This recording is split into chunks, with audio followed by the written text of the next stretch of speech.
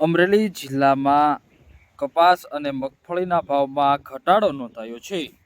તો દર વર્ષે કપાસ અને મગફળીના ભાવ સારા મળી રહેતા હતા, જેથી આ વર્ષે મોટા ભાગના ખેડૂતોએ કપાસ, મગફળી, સોયાબીન, ચણા તેમજ ઘઉંનું વાવેતર કર્યું હતું।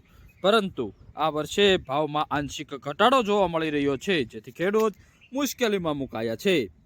આજે અમરેલી માર્કેટિંગ યાર્ડની અંદર મોટી સંખ્યામાં ખેડૂતો કપાસ, મગફળી, સોયાબીન સહિતની જણસ લઈ માર્કેટિંગ યાર્ડ ખાતે પહોંચ્યા હતા, સારા ભાવ મેળવ્યા હતા।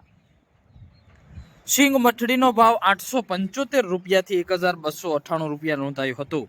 સિંગ મોટીનો ભાવ આજે 1000 રૂપિયાથી 1430 રૂપિયા સુધી નોંધાયો હતો। સિંગ દાણાનો ભાવ 1370 રૂપિયાથી 1575 રૂપિયા સુધી નોંધાયો હતો।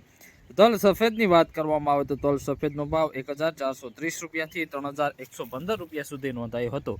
તો સાથે જ તલ કાળાનો ભાવ 2325 રૂપિયાથી 3295 રૂપિયા સુધી નોંધાયો હતો। તલ કશ્મીરીની વાત કરવામાં આવે તો તલ કશ્મીરીનો ભાવ 3875 રૂપિયાથી 3940 રૂપિયા સુધી નોંધાયો હતો। બાજરાનો ભાવ 450 રૂપિયાથી 500 રૂપિયા સુધી નોંધાયો હતો। ઘઉં ટુકડાનો ભાવ 502 રૂપિયાથી 631 રૂપિયા સુધી નોંધાયો હતો।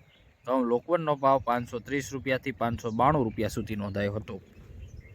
મકાઈની વાત કરવામાં આવે તો આજે મકાઈનો ભાવ 501 રૂપિયા સુધી નોંધાયો હતો। અડદની જણસની હરાજી કરાઈ હતી। અડદનો ભાવ 1550 રૂપિયાથી 1740 રૂપિયા સુધી નોંધાયો હતો।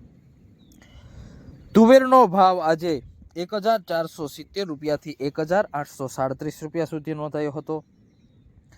કપાસની વાત કરવામાં આવે તો કપાસનો ભાવ 990 રૂપિયાથી 1442 રૂપિયા સુધી નોંધાયો હતો। એરંડાનો ભાવ 900 રૂપિયાથી 1111 રૂપિયા સુધી આજે અમરેલી માર્કેટિંગ યાર્ડમાં નોંધાયો હતો। રાઈ, ધાણા અને સોયાબીનની પણ હરાજી કરવામાં આવી હતી। રાઈનો ભાવ 1215 રૂપિયા નોંધાયો હતો। ધાણાનો ભાવ 999 રૂપિયાથી 1345 રૂપિયા સુધી નોંધાયો હતો।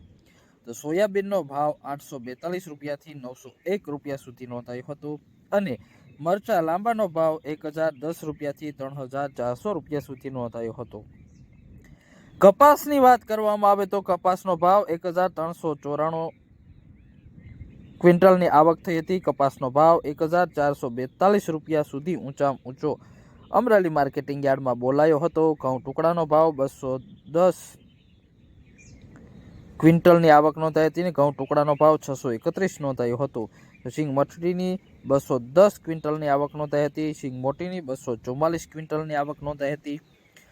તલ સફેદની 101 ક્વિન્ટલની આવક નોંધાઈ હતી। ઘઉં લોકવનની 117 ક્વિન્ટલની આવક નોંધાઈ હતી અને સોયાબીનની આજે 72 ક્વિન્ટલની અમરેલી માર્કેટિંગ યાર્ડમાં આવક નોંધાઈ હતી।